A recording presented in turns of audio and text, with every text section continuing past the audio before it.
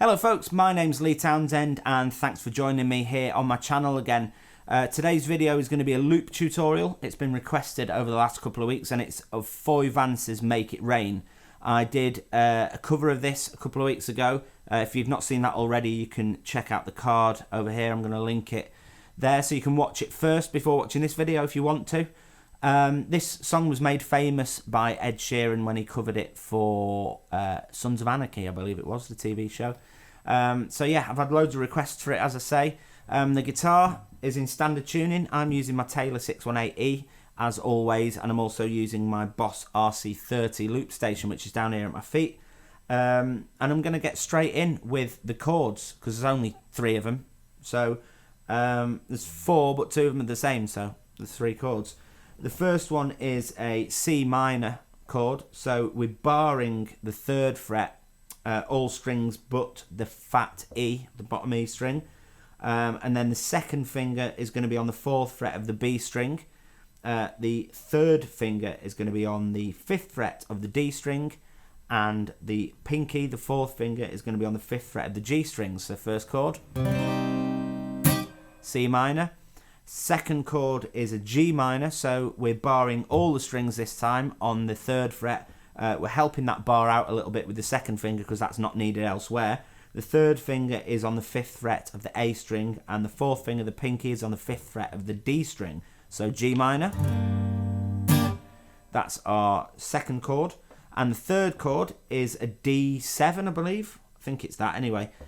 Barring all strings but the bottom E again, but this time on the 5th fret, and the 3rd finger is on the 7th fret of the D string, and the pinky, the 4th finger, is on the 7th fret of the B string. And I'm sure it's a D7, correct me if I'm wrong there.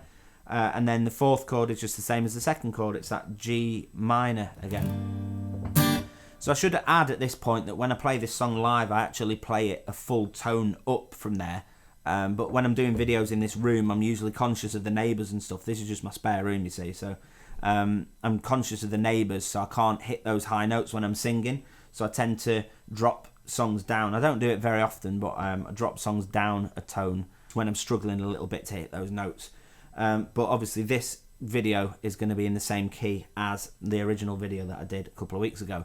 So adding those in to a loop, the first loop just goes chords played in, and they sort of denote the timing. And then after that, I put a bit of a beatbox beat down on this mic. That's a Shure SM58 for anyone that's wondering.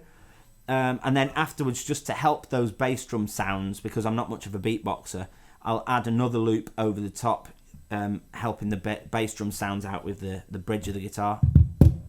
That sound, which I really like the sound of, particularly when I'm playing live. It sounds quite thumpy and quite brutal. So I'll add those loops in before moving on to the bass line, because the bass line goes into the 2nd channel of the loop pedal. So here's how it should sound, that first part played into the looper.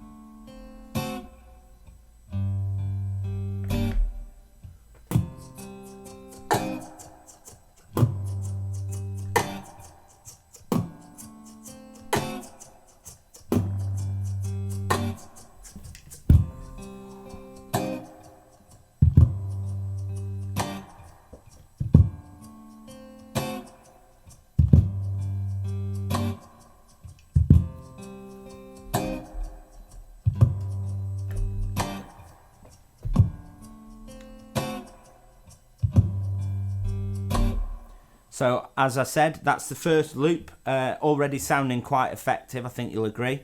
And this is really good loop practice, this song. There's not really much to the loop section. There's just the next section. I'll flick over to the 2nd channel in the loop pedal.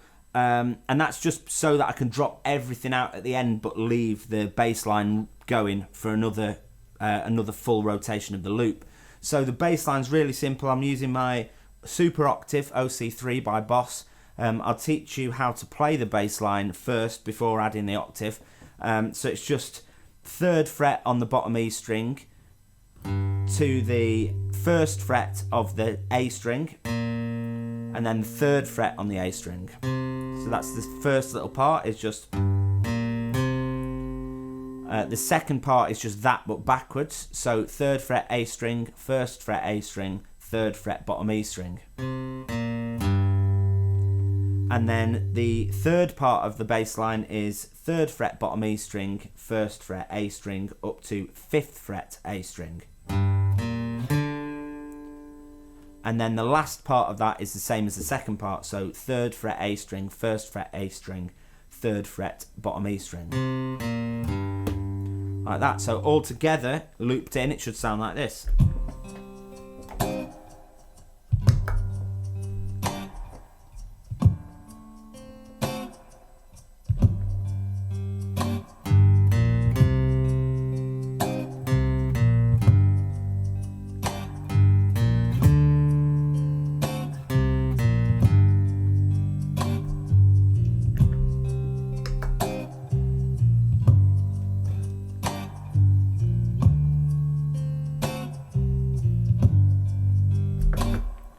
So, as I think you'll agree, that's already sounding really effective, and that's all there is to it really with regards to the loop section of this. Now, I'm sure most of you are going to be expecting me to teach you how to play all the lead parts that I played on my video, but they were actually all improvised, so I can't really remember how it goes, but pretty much, I'm going to do another video in a couple of weeks' time, by the way, about how to solo over a song in virtually any key. Like really simple way of soloing over anything. I mean, most people have heard of like blues scales and like pentatonic scales and stuff, and it really is quite straightforward. And most of what I was doing, I'm not much of a lead player, so most of what I was doing was just pentatonic stuff with a couple of other notes thrown in. But you can sort of solo over that yourself, just to get a feel for it and stuff, over the 3rd fret and the 5th fret of the A, D and G strings, and then the 3rd fret and the 6th fret of the B and E string. So these notes, just using those notes, you can actually do quite a sort of effective solo. Also on the G string, you can also slide up to the 7th fret. Usually I would bend that string there, but because I'm on an acoustic, I can't really bend. Obviously, I played the solo bits on my electric guitar in my video, as you probably have seen. But as I said, yeah, you can get quite an effective solo out of just those notes. So something like...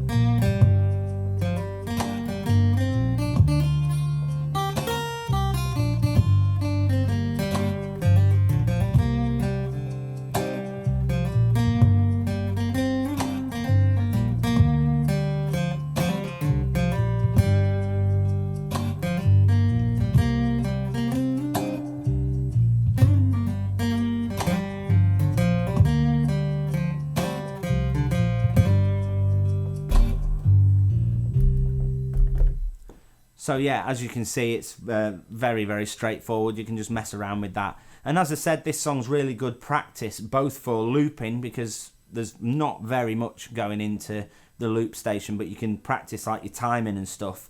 And also playing lead stuff, you could just leave that going and just practice over and over and over. So it's really good practice for playing lead guitar as well. As I said, I'm going to be doing a video in a couple of weeks to sort of go through how to solo over a song that's, once you know what key it's in, you can just play over it like that. But yeah, that's pretty much all for this video. I hope you've enjoyed it, hope you get something out of it, and hope you can sort of add that to your repertoire of songs that you can play. It's really simple, only 3 chords in it, but really effective as well. When I play that song live, people go nuts for it. So as I always say, you can get me on Twitter and Instagram and all those good things at Tweed Nelson on all the social medias. And if you've got any requests as well, If you're watching this video and you're thinking, I'd really love to hear my interpretation of anything, whatever song you want to ask for, you can ask in the comment section below. If you've stumbled upon this video and haven't subscribed already, please consider doing so. It really helps me.